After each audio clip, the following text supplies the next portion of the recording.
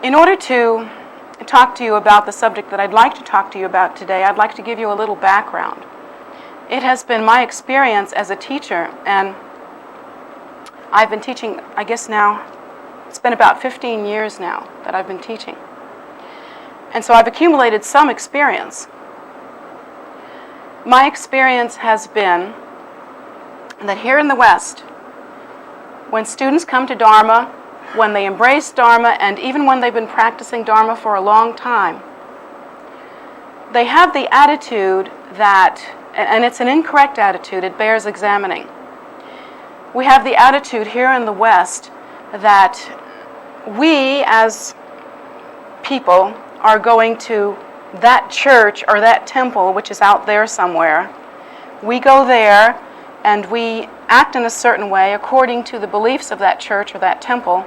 And then we go home and we continue on with our lives as though our lives have not been changed, as though nothing has been heard at this church or temple that is relevant to our lives. And we don't even realize that we've done that. But it's such a deep prejudice that each of us have, this idea, this prejudice, or this idea that one's spiritual life or one's religious life is somehow separate from the rest of one's life. For Westerners, it is a deep prejudice to the point where it is almost invisible. It's so much a part of us that it has become, in a sense, part of our background, part of the landscape within our minds. We can't pick this out and say, oh, look at that. It's hard for us, at least, to pick this out and say, look at that. I act this way when I'm around the temple and I'm thinking about Dharma and I'm thinking about the Buddha's teaching, specifically when I'm doing particular Dharma practice. I act this way, and then I go home and I proceed as though I'd never heard of it. We don't even realize to what extent we do that. Oh, it's not to say that we don't hear anything and we don't try to do anything with our practice. For instance, if a teacher were to say to us, all right, now I've given you this empowerment, and this often does happen when a teacher gives empowerment, the teacher will say, now I've given you this empowerment, I need something from you in exchange. And what I need from you in exchange is the commitment to good moral conduct, let's say. Or what I need from you in exchange is the commitment to never kill or harm another living being. And so when we have a directive like that, we fixate on that. We can put that in our pockets. That's a direct order. We can hear that. It's something we can carry around, and it's easy. So maybe we go home and maybe we don't kill anything anymore. Maybe we do things like, instead of getting out the old fly swatter, we capture the flies and we take them outside. So that's our big effort as a Buddhist. The flies are thrilled. But the rest of what the teacher taught, and the teacher taught a lot within the context of, for instance, commentary teaching and what have you, those thoughts that should gentle the mind and turn the mind toward Dharma, that should make us see more clearly, that should make us live better and in a higher way, more responsible way. These things we often miss. These things we don't carry home with us. A good, for instance, is the idea that, and these are some of the thoughts that we are taught that turn our mind toward Dharma. This is an excellent example. This is something that Every teacher will teach you the first time they see you, and they will teach you every time they see you until the last time they see you. In one form or another, you will hear the same teaching.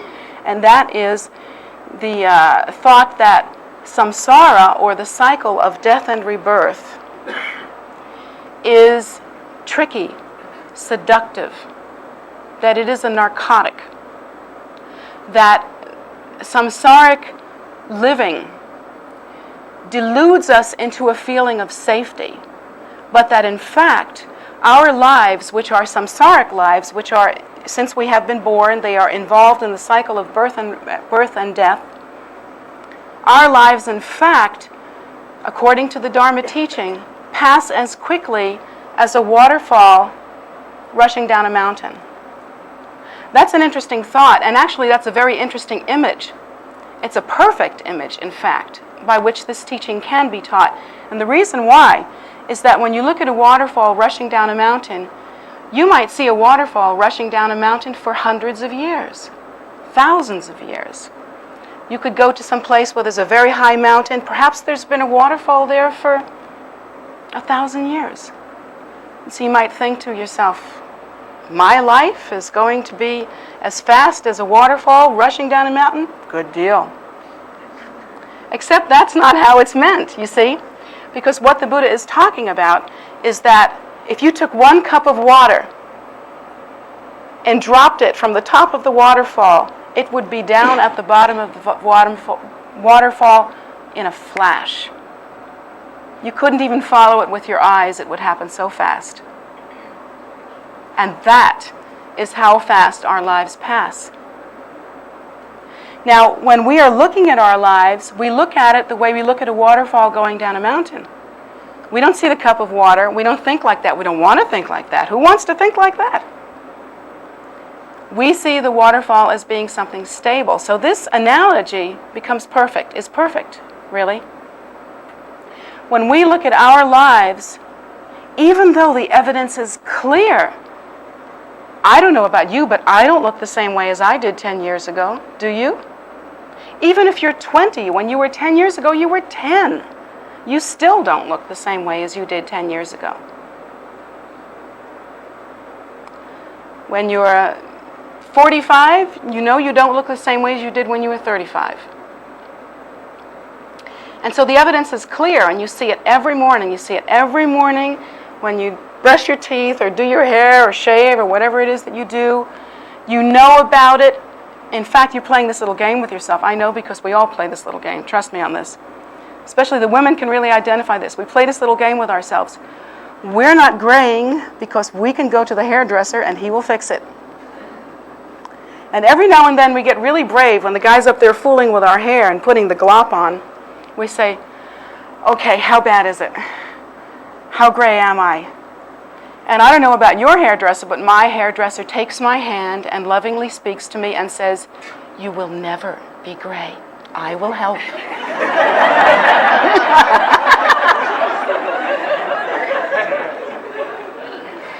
And so the delusion goes on, you see? It simply goes on. And we're not facing it. We're not facing the fact that this thing that we are most afraid of is actually happening. Why is it we're not facing that? Because of the very nature of samsara. It is like drinking alcohol. It's like taking a narcotic. There's something about the way we proceed in samsara. There's something about the way we register data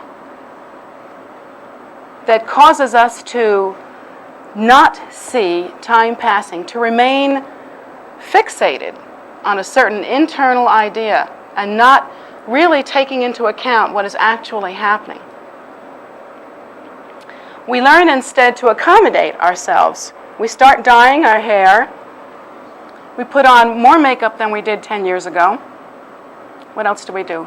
For men, women are not the only ones that dye their hair. This I have found out. This is the truth. Women are not the only ones that are doing it. Men are doing it too. Or they use that, what is that stuff that you comb in and it takes?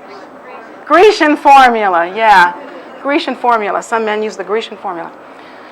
And then others of us, we have different ways of not dealing with reality. You know, you get to be maybe 45, 50 years old, and you realize you can't do what you did before. You just cannot. You don't want to do what you did before. But you simply cannot. Physically, you cannot do what you did before. And so the way that you deal with that, instead of really dealing with that and really looking at that, is you sort of change your lifestyle and you think, oh, what I'd really like now is a change of lifestyle where coincidentally I am slower. I don't have to walk or run as fast. I coincidentally would like to have a house with less stairs. I coincidentally would like to have clothes that are a little looser on me than they used to be. And I coincidentally would like to, I would like to get my children out of the house at last. No, never mind. I'm only saying that because I know one of them is listening.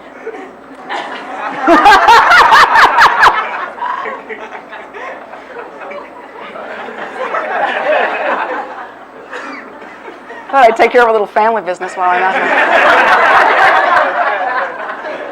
It never works. Anyway, some of us, you know, the men, for instance, when they're younger, what they really want most in this world is motorcycle. Want a motorcycle so bad you can taste it. You would do anything for a motorcycle, or maybe a new guitar, or a fast car, or whatever it is that young men really want. And then when we get older, we don't face the fact that we're older, but suddenly we want a town and country car. The kind that has a special kind of seat for lower back pain. And then we get one of those beaded things you put on the seat for hemorrhoids or whatever. But it's all right because nothing's really changed. I'm still a good-looking man.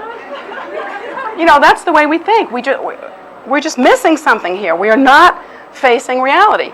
And another thing that happens that's pretty interesting to me too, while we're not facing reality, we also operate under the delusion that when we come here to practice Buddhism, we're doing somebody a favor by doing this. It's the truth. It is the truth. In my 15 years as a teacher, I will tell you I have had this experience again and again and again. When students will come to class and they'll look at you like, well, I'm here, isn't that great? Aren't you happy? Aren't you pleased with me? And then and then they will say things like, Jetsunma wants another stupa, so we better build another stupa because Jetsunma wants it. I don't need another stupa. I'm very happy with the stupas that we have. In fact, I would have been okay if we never had built a stupa. Guess who needs the stupa? Come on, you can do this. You do. You're right. You're the ones that need the stupa. And then people will say to me, you know, they'll give you this attitude like, Jetsunma likes the temple clean, so we better come and clean the temple. No, Jetsunma has a real solution. If the temple gets dirty enough, Jetsunma can stay home in her clean house. So Jetsunma really doesn't need the temple clean. You need the temple clean. You need to do that.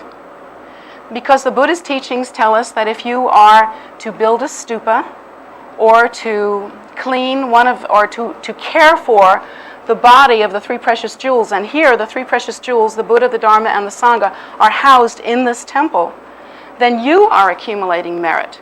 You are changing your life. You are benefiting yourself, and you are moving closer to enlightenment by accumulating merit and purifying your own non-virtuous deeds, which all of us have accumulated. We've all had non-virtuous deeds in our past. But we don't want to face that. We don't want to think like that. We don't want to think that we have any needs at all. We don't really want to look at our own fragile situation. We are afraid and we don't want to admit it. Now, my experience has been that we are in such denial about our situation that we literally paralyze ourselves on the path. We prevent ourselves from going very far because we have not cultivated the kind of thinking that permits us and encourages us to practice more deeply and to go further on the path than we are going. Many of us are resistant to contributing to the temple. We are interested in coming to receive a teaching, and then we are interested in going home and enjoying the rest of the day. We are interested in bringing friends to this exotic place. We are interested in seeing what this is all about. We are interested in, well, if any of you have received empowerments in the Vajrayana tradition, the Tibetan tradition, you know that we get pretty high church around here. We have a lot of ritual and a lot of color, and if you've come when the Tibetan lamas are here, you know that we have ritual instruments and ritual music and all sorts of really interesting, exotic things. And unfortunately, many people come and dabble in Dharma simply because it is so exotic, but they miss the essential point, and that is the Buddha's heart advice to you, the Buddha's heart teaching. And that heart teaching, that heart advice, is encompassed and embraced in the thoughts that turn the mind towards Dharma.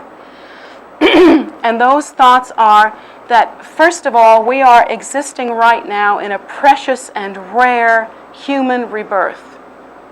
That according to the Buddha's teaching, it is very difficult to achieve this human rebirth.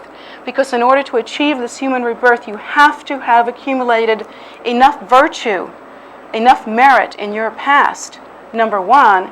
And number two, you have to have made some effort to move toward realization or to move toward benefiting others. There has to have been some element of movement toward the spiritual in your past. Now remember that those that have taken a lower rebirth, such as the animals, are not capable of thought like that at all. So they will not be accumulating the causes for a human rebirth in their present lifetime. They will not be able to do that. According to the Buddha's teaching, however, we have somehow managed to achieve this human rebirth, and it's a bit like a great way to understand how rare that would be and how miraculous it is to think about, well, a gambling place like Atlantic City or Las Vegas, where they have those, that machine called the one-armed bandit. Have you ever heard about, you pull the machine and it comes up like a fruit, 3 different kinds of fruit, or 3 different lemons, or 3 different cherries. It's a gambling machine. Slot machine, is that what that is? Okay. So our achieving a precious human rebirth is a bit like coming up with the 3 cherries in the row, and you get the prize. But it is infinitely more rare than that. Infinitely more rare than that. And the next thing that the Buddha teaches us is that this precious human rebirth is very, very brief as a waterfall going down a mountain.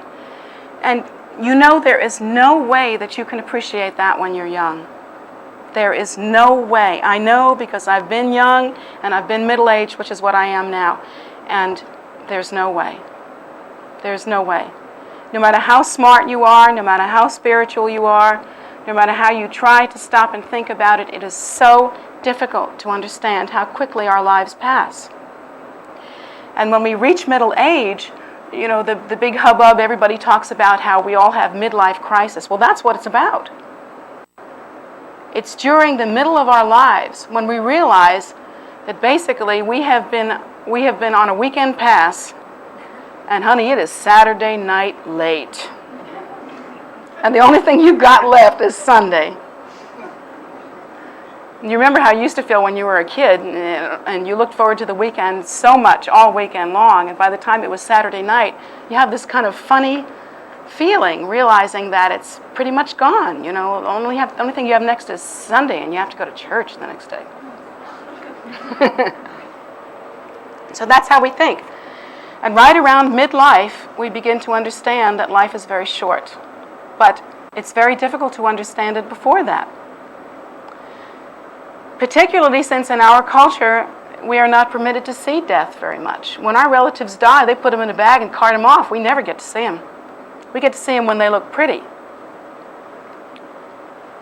That's true. They pretty them up.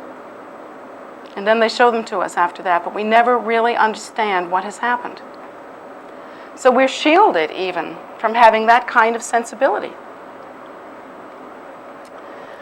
Well, not only is life quick, but there are certain hidden rules within our lives that we cannot take in. Why can't we take them in? First of all, our minds don't want to take them in. In the same way that when we are in a traumatic situation, we often shield ourselves by being in denial about that situation. You know, how many of you know about that little psychological trick of denial? Ever had any denial in your life?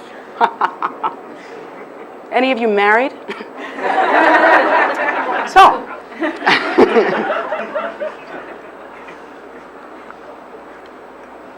so we have that wonderful trick of denial.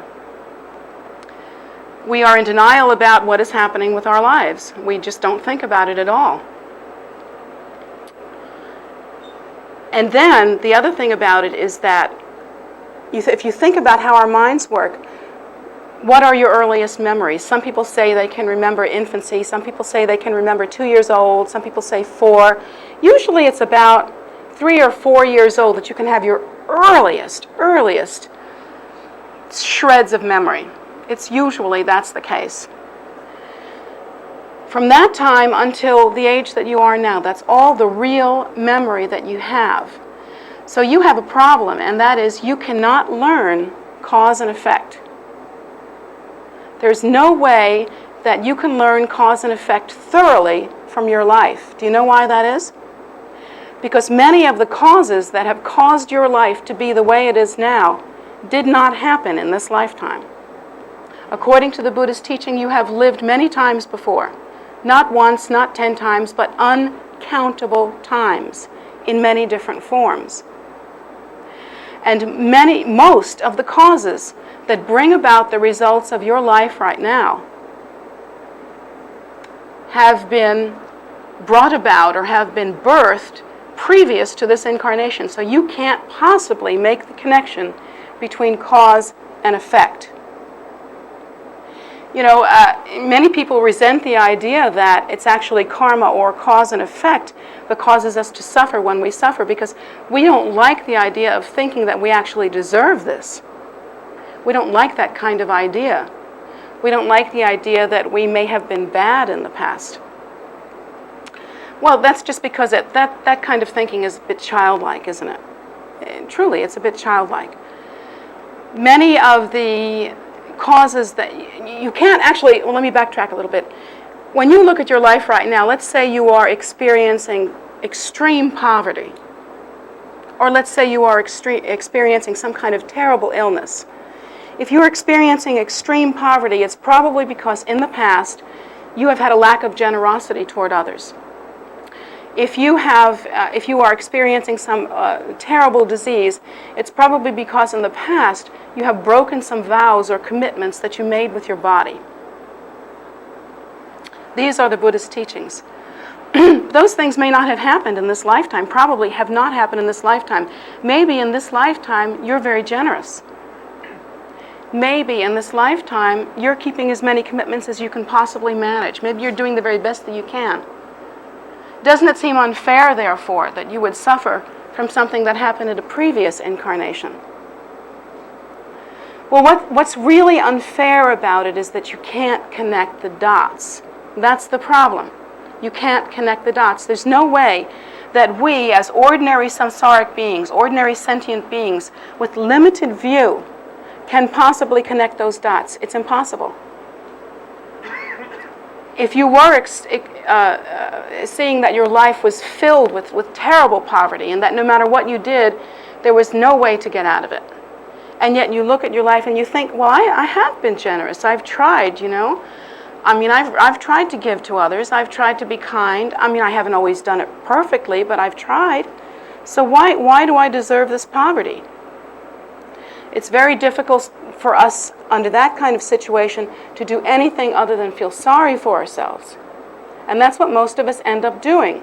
So we end up perpetuating the myth that nothing is connected with nothing, that we don't have to work at it, we don't have to think about it, it's just luck of the draw.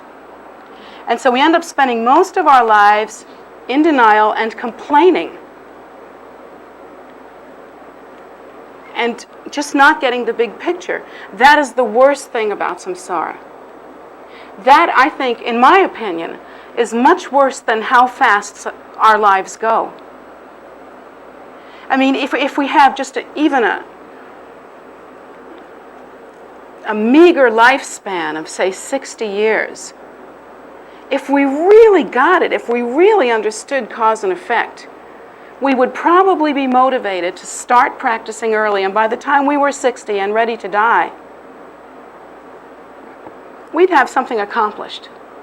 We would have prepared for our next rebirth. But we don't do that because we cannot connect the dots. We wait. You know, I think about the young people that I know, and even the young people that are very close to me. They have the idea that they have all the time in the world. I know because I used to have that idea. All the time in the world. It's like Friday night. You've got the whole weekend. So party hardy. It's really like that. We really have this idea. So when we're young, we do not begin our practice. And then when we're not so young, when we move into real adulthood, we still are in denial. We still, when we're finished being young, the next stage is to pretend that we're young. That's the next thing we do. And then after pretending that we're young doesn't work, we imagine that we're young. It's sort of like that. And we keep pushing off the inevitable, which is that moment when we get that life is really passing and there really is something that must be done. This kind of narcotic quality that is part and parcel with samsaric existence is the real enemy here. It is the real enemy. And it causes us to think very strangely, in an odd way, a way that is not productive and is not protective and beneficial toward ourselves. We are not being our own best friends, in other words. So what happens is we are deluded, we are stuck, we stay without any understanding, we simply cannot commit to practice. We have this Scarlett O'Hara kind of idea that tomorrow is soon enough. Tomorrow everything will be fine. And so we find ourselves in something of a bind. Now, it's a person who has not been able to practice these thoughts that turn the mind toward Dharma that is in the most trouble, because they can't move to the next step, and that's the next thought that turns the mind towards Dharma. And it's a very simple one. It's actually very logical. It's about as logical as the law of gravity seems to be. And the law of gravity seems to be pretty logical. Drop it, goes down. Every time that I've seen. I mean, show me something different, but every time I've seen it. So law of gravity is kind of logical. It means that I don't know the physics of it, but basically this is heavier than the air that it displaces, so it's going down. And the earth will pull it down because of the magnetic quality that the motion of the earth produces. So we know this, we understand that this is very logical. But there is another logical truth that we are missing completely. And it's just as logical, equally as logical. But again, we're playing the game of forever young, never going to die, and always deluded. That's the game we're playing. And here's the truth that is logical, the truth that we're missing, that is so simple. If you think about it, you know it's true. And it's this. Non-virtuous behavior, such as killing, stealing, adultery, judgment, lack of kindness, lack of generosity, harming others, lying, these kinds of activities bring about unhappiness. Every time. There is no case in which you can engage in non-virtuous behavior in order to produce happy results. It will never happen. It will never happen. In the same way that apple seeds will not grow orange trees. It simply doesn't happen. Non-virtuous behavior, negative behavior, will always, every time, bring unhappiness. And the funny thing is, we always engage in non-virtuous activity in order to bring us happiness. That's what we think we're doing. We lie about somebody else so that, let's see, I might lie about that person. Here's a good example. Let's say I have a boyfriend, and my boyfriend loves 2 women. I'm one of them. So I might, in order to bring my own happiness, lie about that other woman and say, oh, she's no good. No, you don't want her.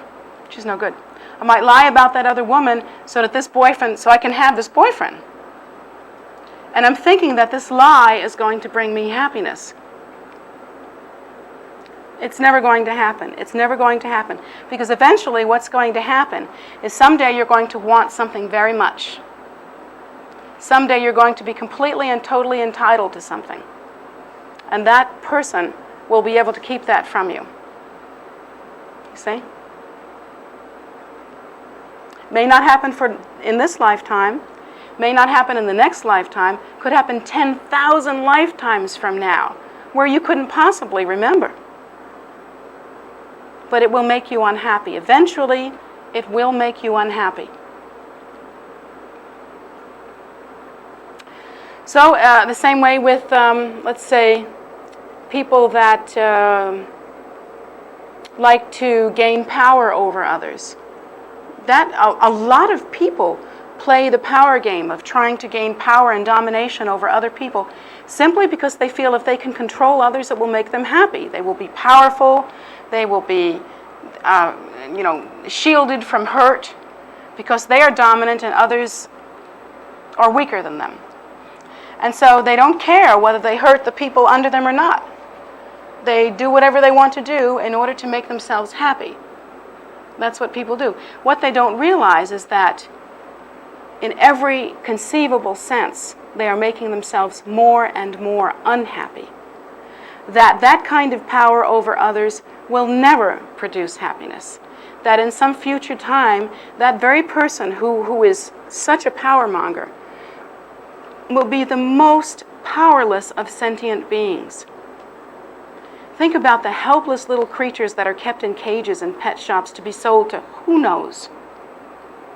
Think about the helpless little creatures that are kept in laboratories to be tested on for who knows what purpose. That kind of helplessness. And so we're talking about terrible suffering and unhappiness, and we bring it on ourselves through cause and effect relationships. So this is one of the teachings that the Buddha has given us that is very, very logical. And we can see small examples of it within our lives. That if we engage in non-virtuous behavior, it will produce unhappiness. If you're old enough, you've seen some of that in your life, if your eyes are open at all.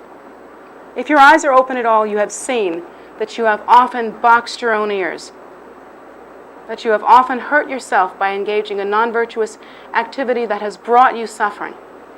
So maybe you've had time to see a little bit of that, but I'll tell you that according to the Buddha's teaching, and this is the truth, every bit of non-virtuous behavior that you have engaged in will bring about unhappiness. So it's not logical to engage in non-virtuous behavior. And that includes the lesser non-virtuous behaviors. I mean, the big ones like killing, we can get that. Killing, stealing, that sort of thing. But what about simple selfishness? What about judgment of others? What about just not giving a big flip? Just not caring? What about reading the newspaper and thinking, wow, millions of people are starving over there. Too bad. That, you don't think that's a non-virtue? That's how we read the paper. Every day. Of course that's a non-virtue. We're not caring. We're not praying for them. We're not sending them anything. We're not doing anything to help. Now the Buddha also taught us that virtuous behavior brings about happiness. But we have exactly the opposite idea. Most of us don't like to practice, for instance. We don't like to sit down and practice. Who likes to sit down for 2 hours at a stretch? I don't know about you, but I get fanny fatigue big time. 2 hours at a stretch, that's just not how I want to spend the day. And so we think like that. We think, if I sit down today and practice for 2 hours, I'm really going to suffer. So we have this weird idea that virtuous activity like practice is going to bring about unhappiness. And it's because of our lack of understanding. What we don't realize is that, yes, while we will have maybe the antsiness or the fanny fatigue or whatever it is that we get, ultimately that 2 hours of practice will ripen. And when it ripens, it will be like a precious jewel within your life. At some point, there will be an event or a change or a lift or a gift or something that you very much need in your life. And it will appear as though out of nowhere. And it can be directly traced to previous virtuous behavior. The Buddha also teaches us that if we offer even something, if we're very poor and all we have is something simple like a candle or a butter lamp, if we offer only that, placing it on an altar and with a full and generous heart, visualize it as being everything that we have, everything that we could ever have, and offer it to the Buddha and the Dharma and the Sangha, and particularly to the Lama as the representative of all three, for the sake of sentient beings, to be used, let that merit be used to benefit sentient beings. What we don't realize is that while that took some time out of our busy day, yes, and we did have to prepare a butter lamp or light the candle or whatever hardship we had to engage in, still we have created unbelievable happiness for ourselves. And actually, the Buddha has taught that if we could manage to make that offering with complete and total absorption in the giving of that, in the generosity, in the expanse of that generosity, then we would be reborn eventually in immovable samadhi, complete happiness. Because we are engaging in that kind of activity that creates the habitual tendency of supreme generosity. We are taught also to make offerings of our body, speech, and mind. For instance, we visualize that our body becomes like food, and we offer our body. You know, of course, we don't cut off pieces of ourselves and give. Nobody would want to eat that anyway, I don't think. But we do visualize our body as being transformed into this nectar that nourishes all sentient beings, and without holding on to ourselves, we offer ourselves in that way. So we offer our body to benefit sentient beings. We offer our speech to benefit sentient beings. We practice so that what comes out of our mouth will be of benefit to others, such as mantra or teaching about Dharma or some spiritual advice. We try very hard to give our speech to benefit sentient beings. And we offer our mind as well to benefit sentient beings. We make that offering, and the way that we practice that offering is by no longer using our mind as a vehicle by which to accomplish non-virtue. But instead, we use our mind as a vehicle by which to accomplish virtue for the sake of sentient beings. And that's the true meaning of offering our body, our speech, and our mind. Many practitioners, unfortunately, say that. They say, I offer my body, speech, and mind, and they make all kinds of grand gestures. But boy, when it comes down to the clinch, they ain't offering nothing. That's the truth. Not a thing. It just isn't happening. So we, as Dharma practitioners, have to learn how to practice more deeply than that. In order to accumulate the causes for true happiness, it is that kind of virtuous activity that we have to engage in. Also, within the context of your life, perhaps you may have been born rich. Or perhaps during the course of your life, it has been relatively easy for you to make money, gain riches. Or perhaps during the course of your life, at some point you have inherited riches. And you wonder to yourself, how is it that I hear about the starving poor, and yet I, who wasn't even hungry in the first place, have inherited this money, or I have come into this money? How is it? It would seem as though I am completely undeserving. How has that happened? You wonder about that. Why is it easy for me to make money? Well, the reason why it is easy for you to inherit that money or to make that money is because sometime in the past you have earned it.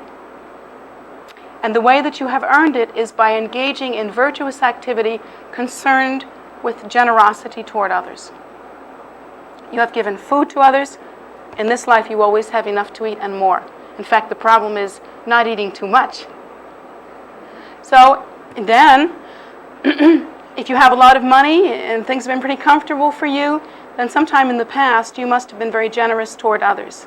And your big problem in this lifetime is not how to make money, but how to spend it or not spend it. In that case, you deserve everything that you get. You deserve all of it. Now, in this lifetime, if you just take that money and express it by through no acts of generosity, if you sort of just like, let's say maybe you keep it in your family to make sure that your children are provided for. Well, that's a kind of generosity. You did give some to your children, but that isn't real generosity, because children are kind of like an extension of our own ego. We think of them as part of us. We don't think of them as being separate from us. We like our children to be rich because it's a good reflection on us and it makes us die happy. But let's say in this lifetime, although you have lots of money, you haven't really given any to benefit others. You haven't helped others not to be hungry. You haven't given it to children that don't get any toys at Christmas. You haven't made any offerings to the temple where you receive all your spiritual benefit.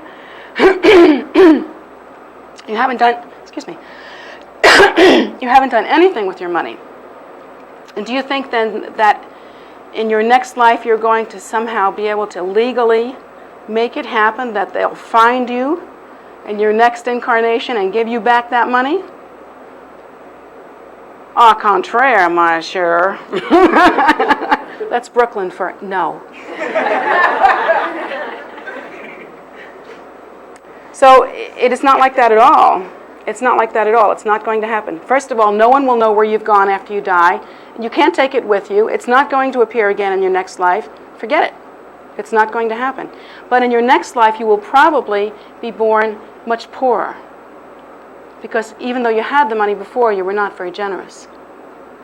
So it's very, very clear that cause and effect are interconnected. In fact, the Buddha teaches us that they arise interdependently. That when the cause arises, the effect arises at the same time, but in seed form. So they arise once the moment. Think about that. Now think about that the next time you have non-virtuous behavior. One of the reasons why it's so easy to be non-virtuous is because you think, well, okay, I'm being non-virtuous now, but I don't see the effect rising yet. So maybe who are they anyway? We don't know. They'll forget about it. You know, the guys with the X's and the checks that are up there. He's sitting on the throne, you know, the guy with the long beard. Maybe he'll forget about it by then. But in fact, the Buddha teaches that, number one, there's nobody with a book up there or a beard. And number two, when you give rise to the cause, the effect is already born. And you will experience it. You will experience it. Now, these are the thoughts that we do not accomplish because initially they are uncomfortable. They are painful. We do not want to know this. I know what it's like to be a little girl. I know what it's like to be a young woman. And my experience has been, and as an American woman, my experience has been, and I'm sure we all share this, men and women alike.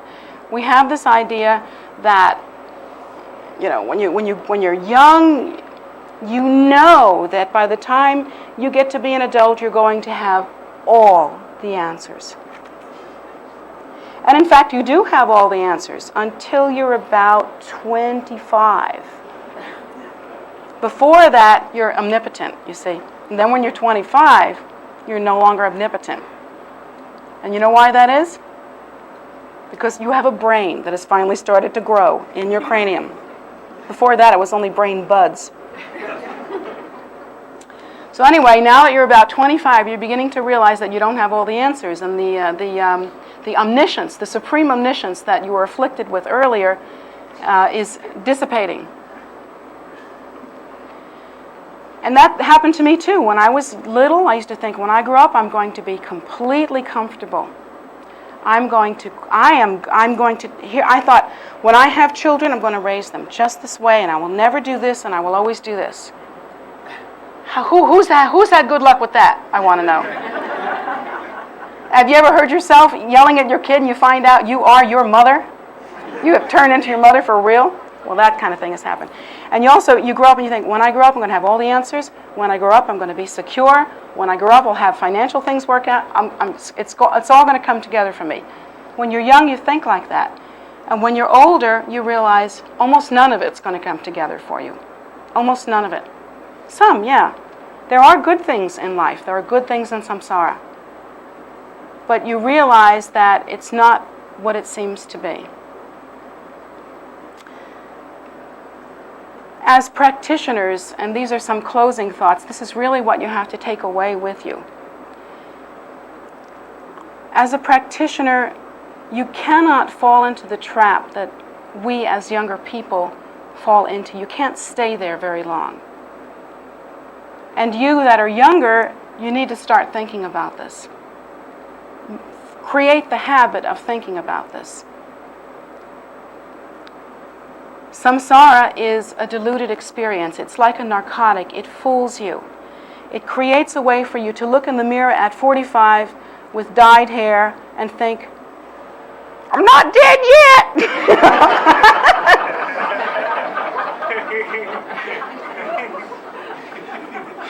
And instead of pinching your cheeks and putting a little blush on your lipstick and bouncing out of the house like you did when you were 18 or 20, after 45 minutes with the makeup,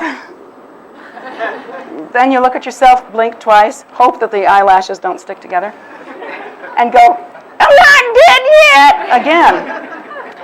So this is the kind of, you can't stay like that. You cannot keep yourself in that childlike, ridiculous idea. You must, at some point in your life, realize that life is going by very quickly and that you are going by with it. And there's not a moment to be wasted.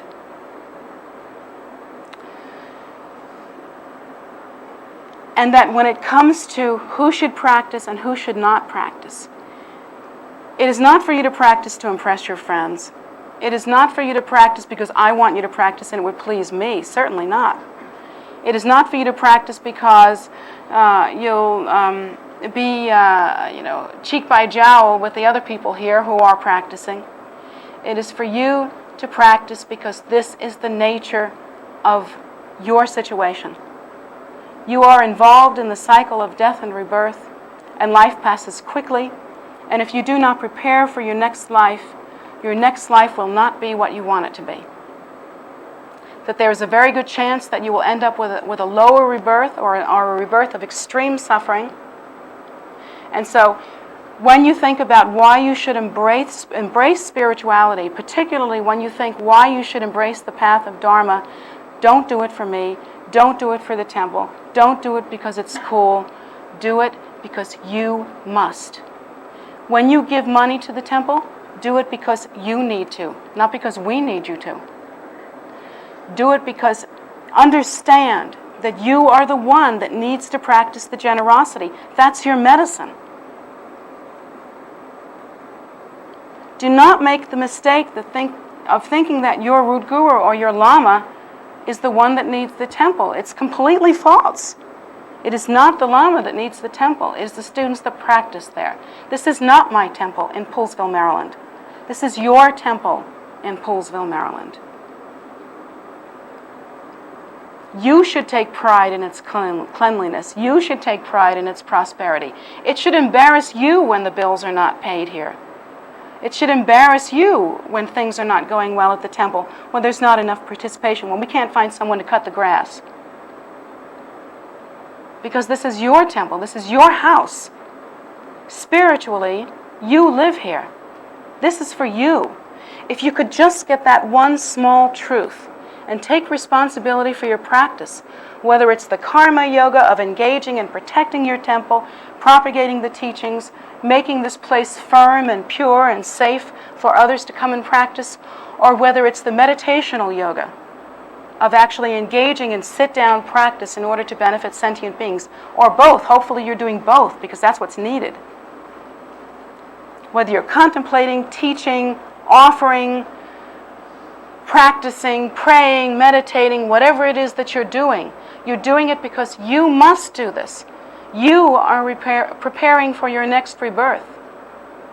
I'm not a dope. I'm preparing for my next rebirth. Are you a dope? You have to prepare for your next rebirth. If I have to prepare, so do you. That's what is beautiful about your human existence right now. You have the capacity to prepare for your next rebirth. Other life forms cannot do that, but you can. And so I'm asking you, please, at whatever level you practice, whether you're just sniffing around, kind of interested, whether you're really getting with the program and you're starting to practice, or whether you're an old-time practitioner, the thoughts that turn the mind, those beginning thoughts that are in the beginning of your Lindro practice, there is never a day in your life when you don't need to practice them, because the day that you don't practice those thoughts, the day that you don't think about those thoughts, is the day you're going to start deluding yourself again and drinking, basically, the alcohol or the drug of samsara, which dupes you and tells you that there is no connection between cause and effect. And in fact, you are not getting older every day. And your life is going to go on for a very long time. These deluding thoughts. Don't wait until a life-challenging catastrophe to you or someone close to you teaches you this hard lesson. Please don't wait for that, because it will happen. Someday you're going to find out that you're dying. Or someday you're going to find out that someone near and dear to you is dying or has died. That is a life-changing experience, and it will teach you Dharma. It will teach you to prepare for your next rebirth, if you're listening at all. On the other hand, there are even those that are so deluded, and this has happened to me, to students of mine, that they have been diagnosed as terminal, have been at death's door, and have decided they didn't want to spend their last months practicing Dharma. They wanted to spend their last months having fun. This is the kind of delusion that is within our hearts and our minds now. And if you don't think that you have that in your mind, listen to your thoughts. Engage in some self-honesty and listen to how you think. This is what we're doing every day. Tossing it back, tossing it back. The drink of samsara. Keep it numb, because when we're numb, we don't have to face it. Well, there's another way, you see. You can be the kind of person that wants to keep it numb. You keep all the lights in your house off and try to walk around in there if you can. And what's ultimately going to happen is you're going to hurt yourself. You're going to fall over stuff. You're going to fall, you're going to trip. You're going to bang into walls. You're going to burn yourself. All kinds of things will happen if you try to live with the lights on. But on the other hand, if you go through the effort, and this is like practicing Dharma, if you go through the effort of getting the big picture and you switch on the lights, even though it's effortful to go through this regime of doing this and paying attention and learning where the things are in your house, at least you know how it stands. And you can negotiate around in your house without bumping into walls and falling over the furniture. Our lives are like that. We have a choice. We can live our lives as the walking dead and then die. Unprepared, like going to a continent filled with precious jewels and coming back empty-handed. Or we can switch on the lights, face facts, and do what it takes to negotiate the shoals of samsara painlessly as possible. The Buddha teaches us that we should think of our lives as like a burning room, and that the smoke is beginning to choke us, fill us up.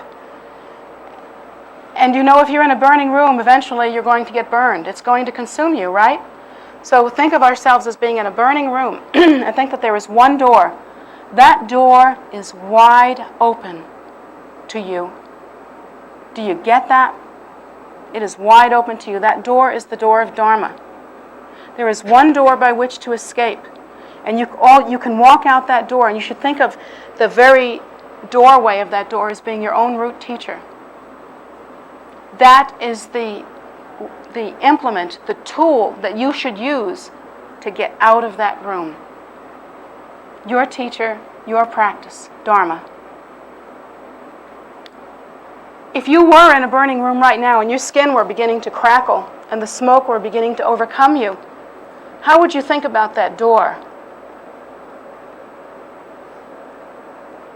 With fervent regard. The way we are instructed to think about our practice, that door would look pretty much like God to you. That door would look like the best thing you ever saw.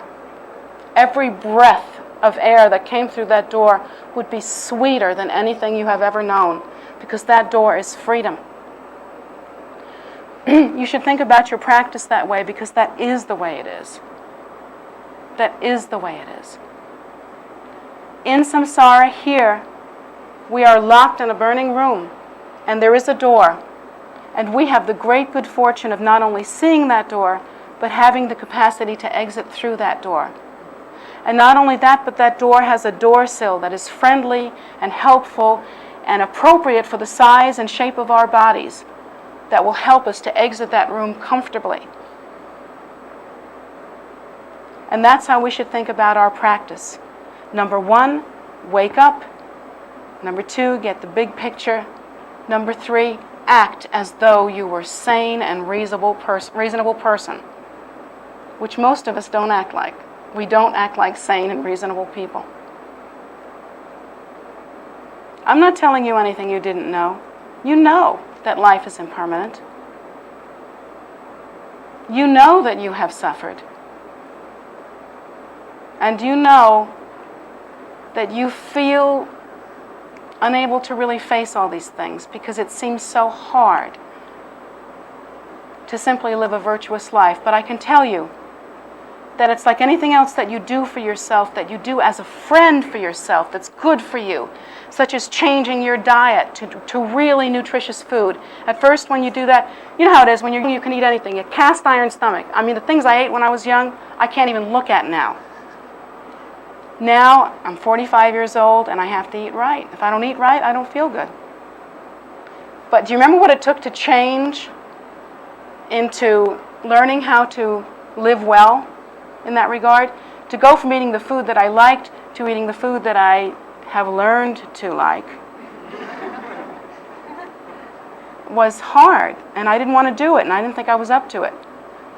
And to go from the kind of activity that I engaged in when I was younger, I could stay up all night if I wanted to, every night if I wanted to. I was amazing. I was crazy girl. But now, if I don't get a certain amount of sleep, the next day I've got bags down to my knees. It's horrible what life does to you. You look terrible, and your whole face shows it, and you feel awful, and you feel like a dog. You feel worse than a dog. So, how did you feel when you had to change from those old habits to these new habits? At first, it was painful. You didn't want to do that. You didn't want to change. When you learned that your body was going to fall down if you didn't exercise.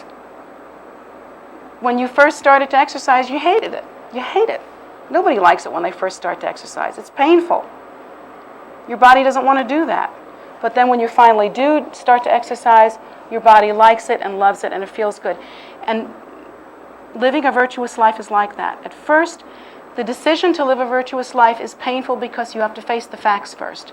And the facts are, you're dying on the hoof right now. And the second fact is that if you engage in virtuous activity, you'll be happy. And if you engage in non-virtuous activity, you will be unhappy. And that is not something we want to face. We want to do what we do effortlessly, la la la la la, like little children. We don't want to examine ourselves. We don't want to look at what we do. But once we have done that, I found, and many of us who are practicing for some time now find, that we come to love our practice. We come to deepen in it and truly love it. We come to love the life of Dharma.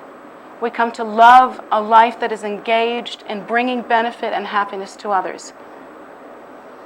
We come to find out at last that we never, not for a moment, liked ourselves when we were living the other way, the non-virtuous way, the no-brainer. We never liked ourselves. There was no self-esteem happening there at all. So then my suggestion is we get started. Go through it. Buck up, little soldier.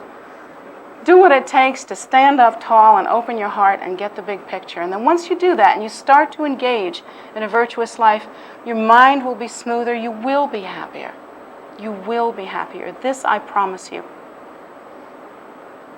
In the meantime, because our minds work the way they do and because we can't see the direct relationship between cause and effect, we have to listen to our teachers. There's no other choice.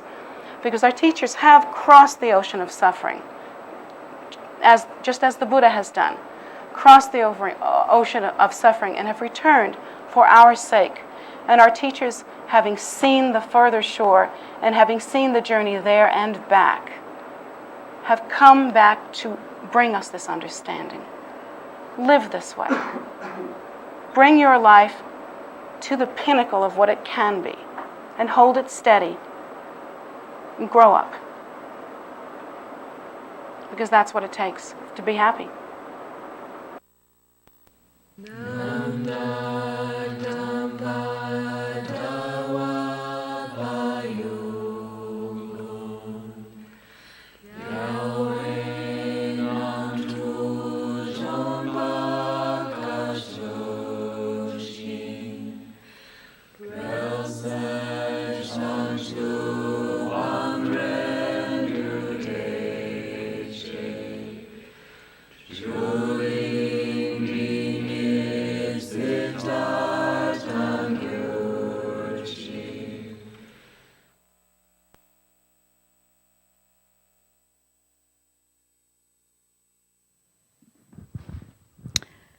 Hello again, and thank you so much for hanging with us while we had our